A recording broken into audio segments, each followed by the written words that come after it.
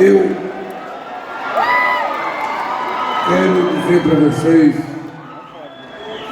que é sempre uma imensa alegria e uma grande emoção cada vez que eu venho ao estado do Nordeste e constato que as coisas estão melhorando. Porque a impressão que se tinha era que o Nordeste não fazia parte do Brasil. A impressão que se tinha, governador João, e eu vivi durante muito tempo lendo jornais de São Paulo, lendo jornais do Rio de Janeiro, lendo pesquisas do IBGE, e me deixava muito triste quando dizia que o Nordeste era um lugar que tinha mais mortalidade infantil, que o Nordeste era um lugar que tinha mais desnutrição, que o Nordeste era um lugar que as pessoas viviam menos, que o Nordeste era um lugar que tinha mais analfabeto e que o Nordeste era um lugar em que as pessoas tinham menos salário, tinha menos doutor, menos mestre e menos curso universitário. Eu ficava imaginando o Nordeste, que logo depois da sua descoberta era um centro produtor de riqueza para a coroa portuguesa, no tempo da cana-de-açúcar, no tempo do pau-brasil. Por que de repente o Nordeste foi esquecido, sobretudo depois que o rei foi se instalar no Rio de Janeiro?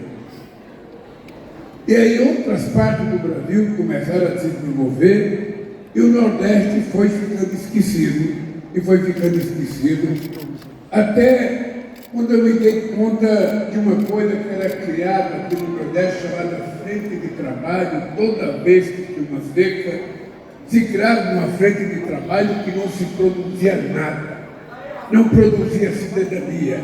Era tirar terra de um lado e colocar para o outro, depois quando vinha a outra crise, tirar terra daquele lado e colocar no outro. E eu lembro que a última frente de trabalho pagava R$30 por mês. E isso era tido como se fosse uma ajuda ao povo nordestino. E eu comecei a me dar conta que nós tínhamos um problema sério nesse país. O Brasil foi o último país do mundo a fazer a sua independência da América do Sul, foi o último a ter o voto da mulher, foi o último a abolir a escravidão, e foi o último a ter uma universidade federal. Nós olhamos a história e nós vemos que o Peru, que foi descoberto as Américas em 1492, 8 anos antes do Brasil, em 1554 o Peru já tinha sua universidade, que é a Universidade de São Marcos. E o Brasil só foi ter a sua em 1920, 400 anos depois da descoberta. A gente tinha algumas faculdades, mas aí o rei da Bélgica vinha para cá. E como o rei precisava receber um título de doutor honoris causa, foi criada a Universidade do Brasil com muita rapidez, não com preocupação com o povo brasileiro, mas com preocupação do status, da subserviência de atender o rei da Bélgica. E eu fiquei me perguntando, o que é assim? Por que as coisas acontecem assim? E se você for analisar a história devotamente, você vai perceber que a grande maioria da parte governante desse país, de uma elite econômica, de uma elite política, sempre tratou o Nordeste e sempre tratou o povo mais pobre como se a gente fosse invisível. Eu não enxergo vocês. Eu ando de nariz empinado, eu enxergo os iguais a mim e vocês nasceram para continuar pobre. Vocês nasceram para ser pobre. Vocês nasceram para trabalhar. E era assim que se pensava. Para que a universidade, se a gente era um país que tinha, sabe, uma escravidão imensa? E que era um país que tinha indígenas que foram mortos aqui com trabalho escravo, e depois se inventou a história que ele não gostava de trabalhar, que morria porque era preguiçoso, que não gostava de trabalhar. Eu falei, não é possível que a gente não dê um jeito nisso.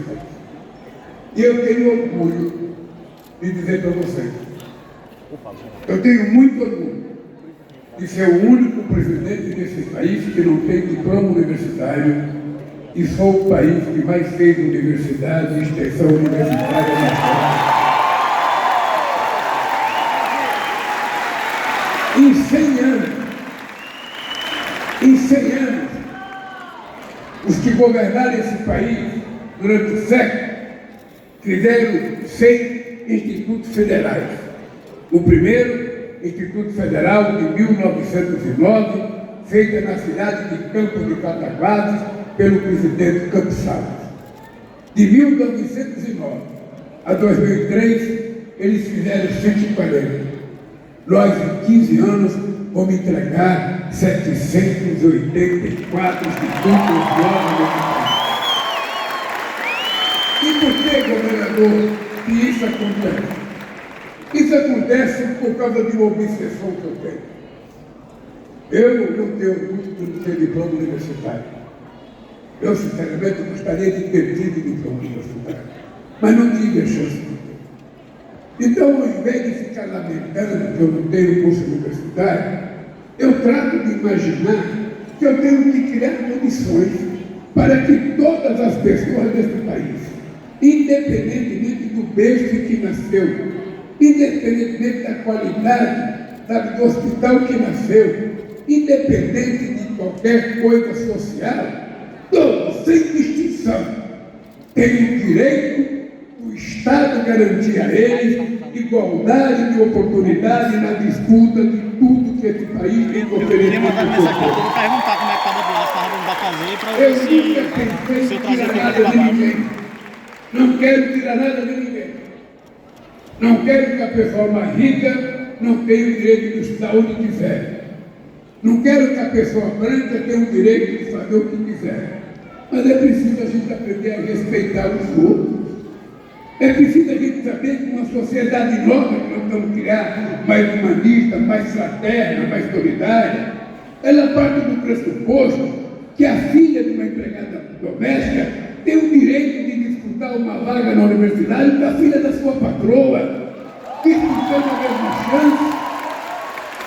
Que o ajudante de pedreiro tem que ter o direito de disputar uma vaga numa universidade com o filho do engenheiro. Eu me cansei das pessoas dizerem, não, os nordestinos são bons porque vêm para São Paulo para ser pedreiro. Nós não queremos só ser pedreiro. Até nós que a profissão de pedreiro é extraordinária profissão. Mas nós não queremos ser só pedreiro, tanto pedreiro, nós também queremos ser médico, queremos ser engenheiro, queremos ser filósofo, queremos ser psicólogo, queremos ser professor. Por que alguém pensa que os que vierem de baixo não querem subir? Será que alguém acredita que as pessoas gostam de ser pobre? Ninguém gosta de ser pobre. O que falta, na verdade, é a oportunidade para as pessoas expandirem, para as pessoas crescerem, para as pessoas poderem tratar a sua família com muita dignidade e com muito respeito. E eu dizia no meu primeiro mandato, que ao terminar o meu mandato, cada brasileiro ou brasileira estiver tomando café, almoçando e jantando, eu já terei cumprido a missão da minha vida. E em 2014, no governo da Dilma, esse país conseguiu sair do mapa da fome da ONU. Mas acontece que houve impeachment da Dilma. E depois houve um coisa que se elegeu. E esse país, como eu votei 15 anos depois, tinha outra vez 33 milhões de pessoas passando fome. E está aqui o meu companheiro Índio, o meu companheiro Wellington, governador do Piauí durante 16 anos e ministro do Desenvolvimento Social. Em apenas 18 meses, já tiramos 24 milhões e meio de pessoas da fome desse país e vamos tirar 100%. E aqui eu quero fazer um agradecimento, e eu queria que vocês entendessem. Aqui tem 3 senadores, e tem 1, 2, 3, 4, 5, 6, 7 deputados. de mais diferentes partidos políticos. E vocês sabem que quando eu ganhei as eleições, eu fiquei pensando, puxa vida, tem 513 deputados. Eu só tenho 70. Como é que eu vou fazer para aprovar as coisas? Eu só tenho 9 senadores e 81. Como é que eu vou fazer para aprovar as coisas? E aí, eu aprendi uma lição importante da democracia. Tem que autorizar o senhor. Eu descobri que eu tinha que conversar com quem pensava diferente de mim, com quem tinha sido eleito por outro partido político. Eu precisava repartir com eles a construção desse país. E sou agradecido ao Congresso Nacional, ao Senado e à Câmara, que me fizeram governar esse país antes de eu tomar posse, com a PEC da transição, que deu dinheiro para a gente aumentar o Bolsa Família, aumentar o dinheiro para a educação e aumentar o dinheiro para a saúde. Sou agradecido a esses companheiros que até agora votaram tudo que a gente precisou que seja votado. Inclusive uma coisa que ninguém imaginava que a gente fosse votar, governador, uma política tributária que foi aprovada, e Aguinaldo foi o relator na Câmara e aprovou essa política de reforma agrária. Então o Brasil vive um momento extraordinário. Eu quero aqui de público agradecer aos deputados, aos companheiros deputados, não é só o Luiz Couto que está com o chapeuzinho do PT, a todos os deputados, mesmo aqueles que votaram contra, eles também estão cumprindo com a sua função. O que é importante é o seguinte: eu fui eleito para governar esse país e converso com qualquer pessoa para resolver os problemas desse país. Não tenho preconceito, não tenho veto partidário, não tenho veto ideológico, eu tenho um compromisso. Eu tenho um compromisso, é cuidar desse país. E governar esse país não é governar de Brasília, não. É a gente cuidar das pessoas, cuidar de cada mulher, de cada homem, de cada criança, de cada adolescente. E é por isso que nós aqui temos a educação. A juventude tem que estudar. Vocês precisam estudar. Não desistam. Não se preocupe de deixar de estudar para ir numa balada, para ir no centro das contas. Vocês têm que ir para a escola. Porque o orgulho do pai e da mãe de vocês é saber que vocês vão ser melhor do que ele. Você vai formar do que ele e vão poder dar segurança para a família de vocês mais do que ele. É muito importante, é por isso que eu tenho obsessão pela educação, porque eu sei a importância da profissão para um homem. Eu sei o que é um homem sem profissão e sei o que é um homem com profissão. Eu sei o que é procurar emprego e a gente diz: o que você está fazendo? Não tem que fazer nada. Quem não está fazendo nada não tem emprego. Então é preciso estudar e ter uma profissão. E é por isso que eu vou continuar investindo em educação. Eu quero que vocês tenham a educação que eu não pude ter. É isso que eu faço por esse país. E as mulheres? As mulheres, tanto quanto o homem, precisam estudar. Porque as mulheres têm uma coisa: as mulheres já aprenderam a ocupar o mercado de trabalho. Mas os parceiros das mulheres não aprenderam a ocupar o compromisso dele com a cozinha e com tratar das coisas familiares. Então,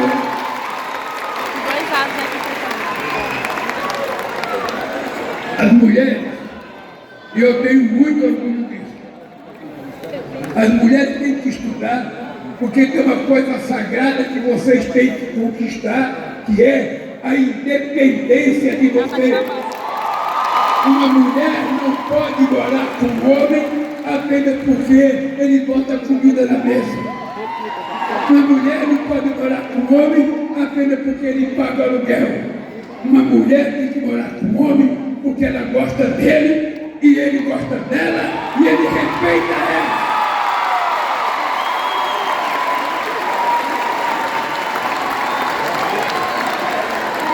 É isso que nós temos que fazer nesse país para construir um mundo melhor, um mundo mais justo, ter aumentado a violência contra a mulher, ter aumentado o feminicídio.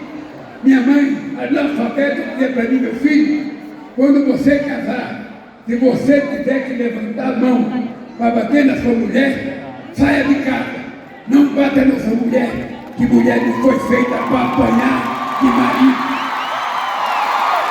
E se vocês tiverem uma profissão e esse marido foi encher o saco, vocês podem falar: escuta aqui, ô cara, o que você está pensando? Eu não casei com você porque você é bravo, não. Eu casei com você porque eu pensei que você era bom. Você não gosta de mim? Então vai embora que eu vou cuidar da minha vida e eu vou viver sozinho. E sabe quem me deu exemplo, irmão? Sabe de quem eu tenho esse exemplo? Da dignidade da mulher, da minha mãe. A minha mãe, nós saímos de Pernambuco em 1952 para ir procurar meu pai em Santos, que tinha ido para São Paulo em 1945 e tinha deixado a minha mãe grávida de mim. Meu pai voltou em 50. 5 anos depois ele voltou. Aí engravidou minha mãe outra vez. Minha mãe teve um filho, um casal gêmeo, que morreu. E aí ele foi embora para São Paulo. E o irmão que foi levado por ele escreveu uma carta para minha mãe, como se fosse meu pai chamando a minha mãe.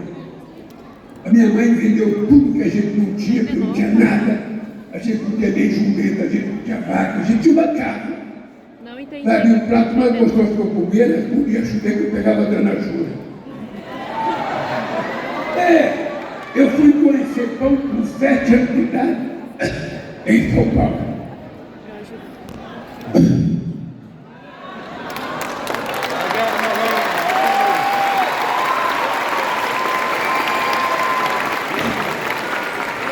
Mas um dia, meu pai entregou com a minha mãe. E esse é o exemplo que eu quero dar para vocês.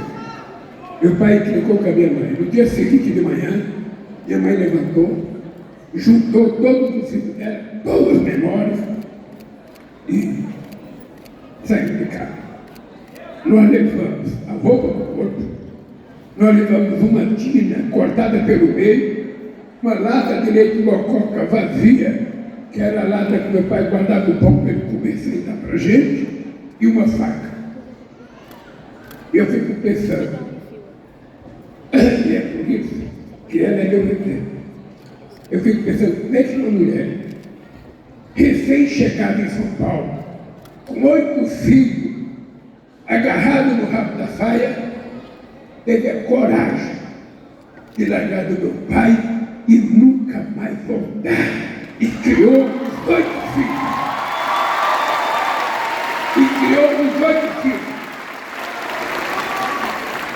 Passando fome, passando necessidade, passando.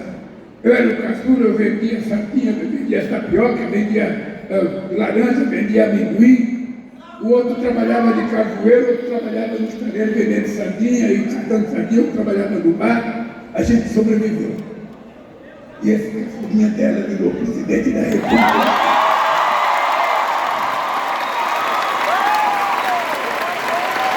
É por isso que a educação é uma coisa fundamental na vida de vocês. Na vida dos homens e das mulheres. Das mulheres, por conta disso, a independência é uma coisa extraordinária que vocês têm que conquistar. E para a juventude, esse país só vai ser um país rico de verdade quando a gente não for mais exportador só de soja, de carne, ou de milho, ou de algodão, ou de minério de ferro. Esse país tem que começar a exportar conhecimento, inteligência, e é por isso que vocês têm que estudar. E não aceito no governo que utiliza a palavra gasto quando a gente fala de educação. Educação é investimento na veia desse país. Porque em 5 anos você pode aperfeiçoar o conhecimento de alguém que é um gênio. Por isso nós criamos no Rio de Janeiro a Faculdade da Matemática. Nós escolhemos todo ano os 100 melhores alunos das Olimpíadas da Matemática Os 100 melhores estão colocando ele numa universidade, com um apartamento para eles morar, para ficar uns 4 anos. Todo ano vai ter 100, para a gente fazer com que os nossos gênios não tenham que ir para o exterior, que seja criado gente aqui, porque esse país está precisando de muito conhecimento científico e tecnológico para esse país ser desenvolvido de verdade. Então, companheiros e companheiras, essa é a minha obsessão, é cuidar da dignidade desse povo e não permitir que vocês se deixem levar por mentira. Não permitir, sobretudo para a juventude. Eu sei que o ímpeto da juventude, vocês pensam que eu não conheço vocês. Você pensa que esse cara está com 78 anos, o que ele está falando de juventude? Sabe o que eu estou falando? Porque vocês não sabem o que uma pessoa de 78 anos faz. Mas eu sei o que vocês fazem. Eu já tive 15 anos, já tive 16, já tive 17, já fui namorador, já gostei de balada. Eu sei o que vocês pensam. Então eu conheço a idade de vocês. E é por isso que me preocupa de falar com vocês. E vocês nunca desprezarem a política. Porque toda vez que vocês veem na televisão, dizendo, o político presta, todo mundo é ladrão, vamos combater corrupção, eu que sou o bom. Esse não tem futuro, porque ele não vai durar mais que mudar. Não vai dar. Eu quero que vocês botem na cabeça o seguinte: quando vocês não acreditarem mais em ninguém, quando vocês acharem que tudo está perdido, ainda assim, pelo amor de Deus, mulheres e homens, não desista. Entre você na política, porque você também tem um político que você precisa para esse país. Talvez você seja inteligente, talvez você seja honesto. Porque se a gente for acreditar nas mentiras, nós vimos o que aconteceu na eleição de 2018, nós vimos o que aconteceu com a eleição do Collor, nós vimos o que aconteceu com a eleição do Jânio Quadros. Todo bravata que diz que vai te eleger combatendo a corrupção, ele termina sendo o maior corrupto do país. E eu quero dizer para os companheiros que eu não tenho vergonha de dizer que sou político. Em 78, eu dizia para quem pudesse ouvir: eu não sou político, eu não gosto de política e tenho raiva de quem gosta. Eu achava que era o máximo. Eu descobri que eu era um ignorante. Eu descobri que eu era um analfabeto político. 2 meses depois, eu estava apoiando o Fernando Henrique Cardoso para senador da República. 2 anos depois, eu estava criando um partido político. 7 anos depois, eu fui candidato à vida da República. E graças a vocês, todas as eleições que eu disputei, ou fui segundo, ou fui primeiro, desde o primeiro voto no tempo da presidência da República desse país.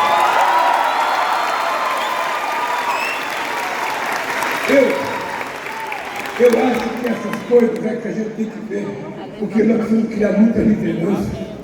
Muita liderança. Eu acho, João, que os governadores do Nordeste, nós tivemos nos últimos 15 anos, a melhor safra de governadores desse país. Eu sou eleitor de Lula. No nosso querido Nordeste. Toda vez. Aconteceu com Mas autorizou foi Lula. A Bahia. Todos meninos de muita inteligência, todos de muita competência, todos se conhecem todos porque você participa do consórcio do Nordeste. É a melhor coisa que aconteceu nesse país, foi essa safra de governadores que surgiu no Nordeste nos últimos anos.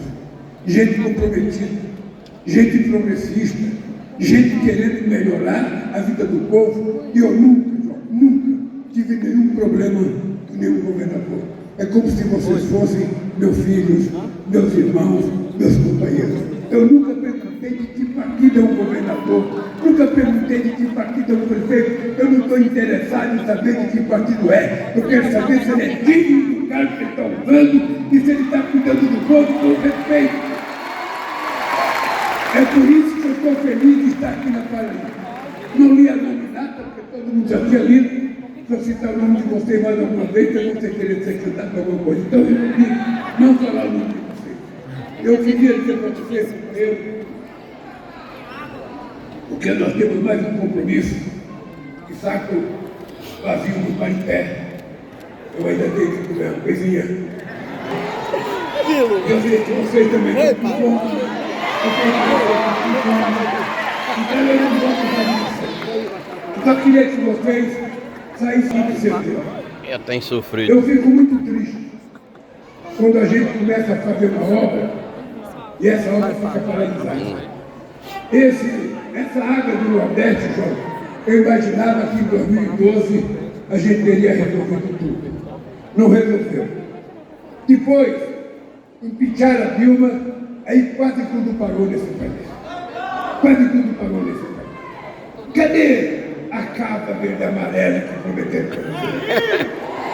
Cadê o emprego da carteira profissional amarela? No inferno! Amarela que prometeram para vocês? Cadê o combate à corrupção que disseram que ia fazer? Cadê? Ou seja, um governo que teve a disfarçatez de permitir que quase 750 mil pessoas morressem da Covid-19, dos quais metade é da responsabilidade deles, porque não cuidaram do povo como deveriam cuidar e receitaram um remédio que não valia nada. O presidente da República não tem que entender de doença, ele tem que entender de bom senso. Se ele tivesse montado um gabinete de crise, chamado os médicos brasileiros para ajudar, possivelmente a gente tivesse salvo 400 mil pessoas daqueles que morreram. Então, companheiros, pelo amor de Deus, esse país merece uma chance. Nós estamos vivendo um bom momento. A economia está crescendo mais do que o mercado previa. A gente está recuperando o atraso de investimento em ciência e tecnologia. A gente está recuperando as coisas que deixaram de fazer na educação. Sabe? O emprego está crescendo, só nesses próximos 7 meses já foram criados 1.550.000, nós vamos chegar a mais de 2 milhões no final do ano, trabalho com carteira assinada. A massa salarial está crescendo 11,7%, é a maior desde que deve. O desemprego é o melhor nos últimos 14 anos. O João diz, a Paraíba está bombando. E ele fala, por só que perto tem 909 mil apartamentos sendo construídos. Eu espero que você me convide para vir num apartamento desse, para ver se é bom ver esse apartamento, porque nunca me convidaram para tomar um banho na praia na Paraíba, pô.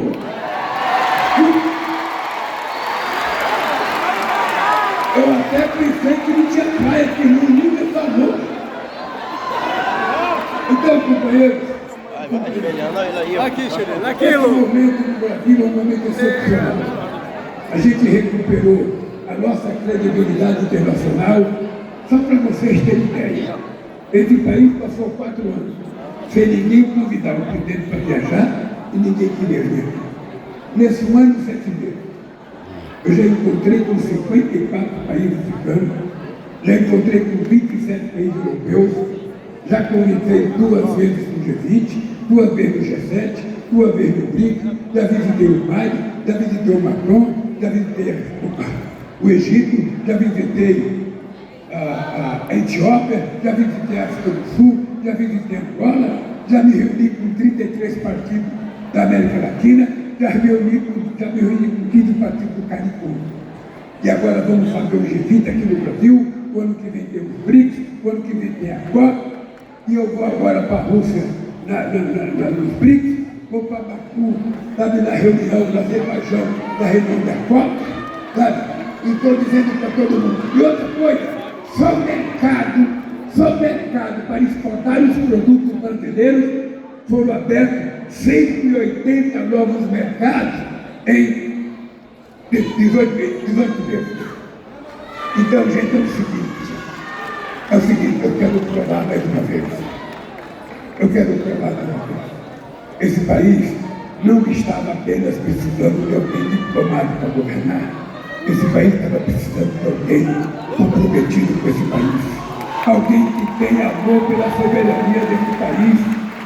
Alguém que cuide da floresta, que cuide da água. Sabe? Mas a gente tem que saber que embaixo de cada árvore tem um indígena, tem um pescador, tem um ribeirinho. Tem gente que precisa ter cuidado, que precisa comer. E outro, nós tivemos a decisão de até 2026, 21 milhões e 60 mil pessoas vão receber botijão de gás de graça.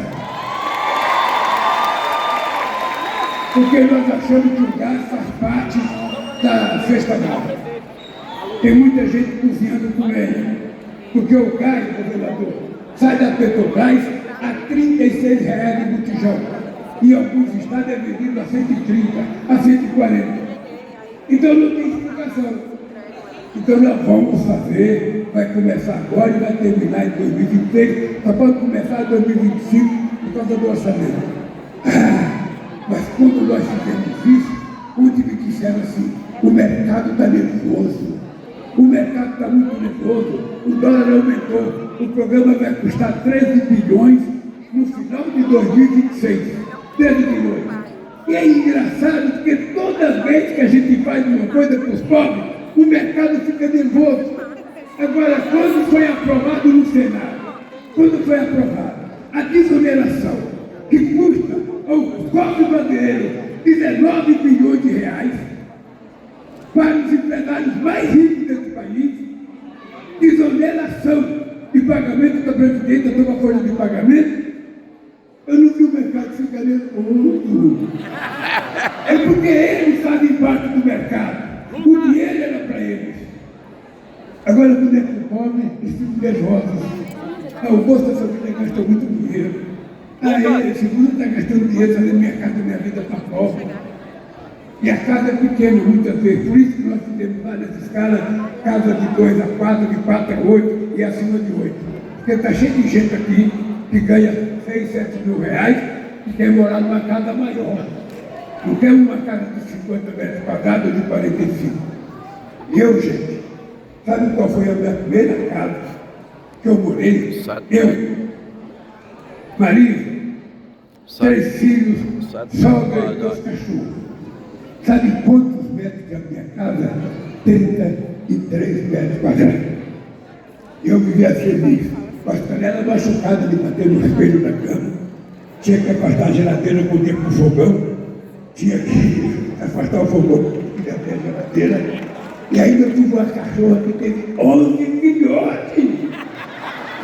11 filhotes, a coitada da Marisa levantava para dar madeira para ele de noite.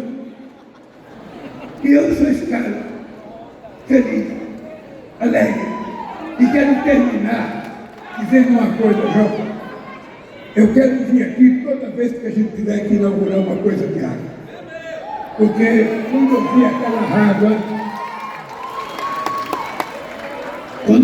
água jorrar hoje, a minha cabeça voltou a 1952, quando eu, com 7 anos, ia num açude chamado Açude do Tozinho. Eu ia lá pegar água. E lá tinha as vacas fazendo a necessidade dela, os cavalos urinando, as cabritas fazendo cocô, e era daquela água que a gente pegava. Não tinha fio. A gente levava aquela água no barreta para casa, colocava num pote, deixava ela sentar, depois tirava com a caneca para colocar no pote e beber. Aí ficava com a barriga cheia de situação morta. Ficava, sabe, uma criança doente, uma criança perdendo os dentes precocemente. Então, quando eu vi aquela água ali, eu me emocionei. Porque vocês não sabem, vocês que nasceram com água encanada, não sabem a alegria de muitas pessoas que vão tomar banho com chuveiro pela primeira vez depois dessa água. Vocês não sabem a alegria das pessoas que vão tomar água dedicada na pia para lavar uma louça, não tem que ficar cocorada na beira do rio, para ter uma torneira no tanque, uma máquina de lavar. Manda até agora sem almoçar. Somente quem não teve é que sabe. Já está acostumado. Eu lembro, João, quando eu fui inaugurar uma casa na Bahia, do Luz para Todos. Falei para o João, tinha 4 crianças e 2 mulheres que eram solos, não tinham marido. E as crianças estavam em cima de um caixote, fazendo a lição de casa com um candeeiro, com a fumaça preta desgrafada na cara da molecada. Aí as 2 mulheres levantaram, eu peguei a mão delas, coloquei na tomada e ligamos a luz. Hoje é que vocês não têm noção. Você tirou uma pessoa do século XVIII e trouxe para o século XXI, sabe, num piscar. As pessoas não acreditavam que era caridade. A minha tia, em Garanhuns, quando o Arraes levou luz elétrica para lá, ao acender um bico de luz, ela saiu correndo da cozinha porque não aumentava a caridade. E assim é tudo na pessoa pobre. Tem uma mulher que me contava, João, o Prudente, eu nunca tinha visto meu filho comigo. Agora com a luz eu posso ver ele comigo. Eu agora posso costurar um botão e ver a agulha sem furar meu dedo. Essas coisas é um milagre da gente atender os excluídos, aqueles que foram esquecidos, aqueles que não foram lembrados. É você dar oportunidade a essa gente. E agora eu estou com uma disposição que é o seguinte. Então, eu não sou economista, mas eu tenho uma tese econômica. Eu vou dizer para você.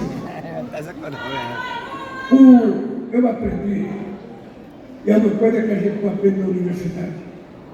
Uma frase que eu quero que vocês guardem. Muito dinheiro na mão de poucos significa pobreza, significa miséria, significa prostituição, significa tudo isso. 10 mil na mão de... Agora pensa ao contrário. Pouco dinheiro na mão de muitos. Significa o quê? Vamos supor que eu tivesse 50 mil reais aqui. 50 mil reais. Eu fosse que nem o Silvio Santos. O que é dinheiro?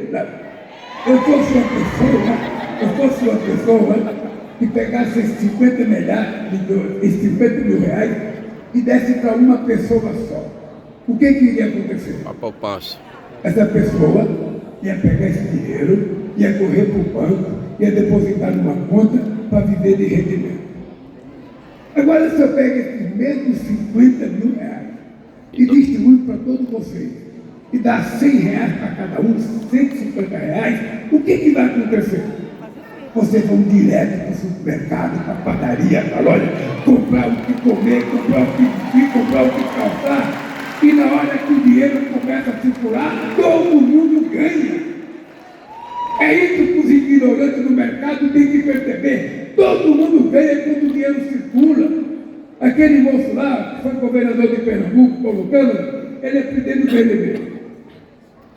Você sabe que o BNB é um banco que faz muito crédito, mas estava proibido de emprestar dinheiro para a prefeitura. Eu falei, Paulo, você tem que abrir. O prefeito não tem condições de emprestar dinheiro. E ele está me contando agora, que agora eles já emprestaram 30% a mais do que emprestavam no governo passado. E eu quero que empreste 50 a mais. Eu quero que empreste 100, porque o povo pobre é bom pagador. O povo pobre não gosta. O povo pobre sabe que a garantia dele é o nome dele. Se ele pegar devendo, ele não passa na frente da padaria. Ele não passa na frente da costureira, ele não passa porque está devendo, ele tem vergonha. Quem gosta de dever muito é rico. Rico adora dever. Rico adora porque, veja, ele vive de outro jeito. Ele não é obrigado a ser cobrado, ele não é obrigado a buscar pão na padaria, na feira.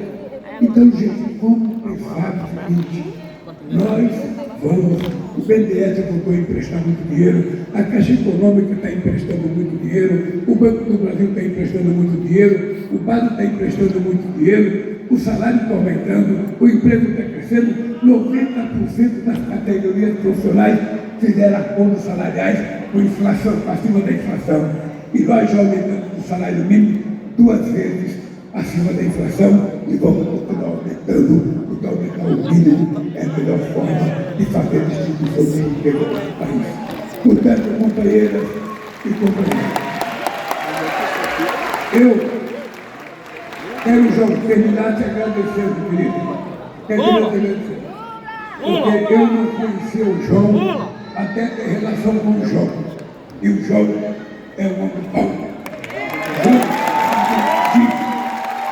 Tem ajudado o governo federal, sabe, em todas as coisas que nós pedimos.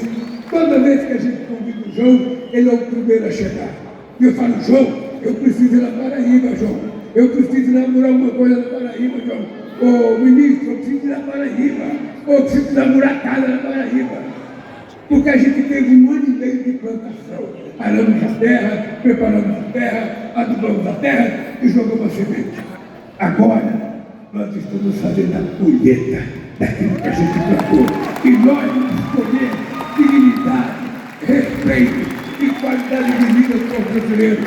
E pode ter certeza, eu tenho 2 anos e 3 meses de mandato ainda. Muita coisa, mas muita coisa vai acontecer nesse país. Eu quero todos vocês andando de cabeça erguida, orgulhosos, porque vocês são brasileiros e não desistem nunca de lutar para a gente conquistar um país democrático. Um abraço no coração de vocês e até a próxima visita.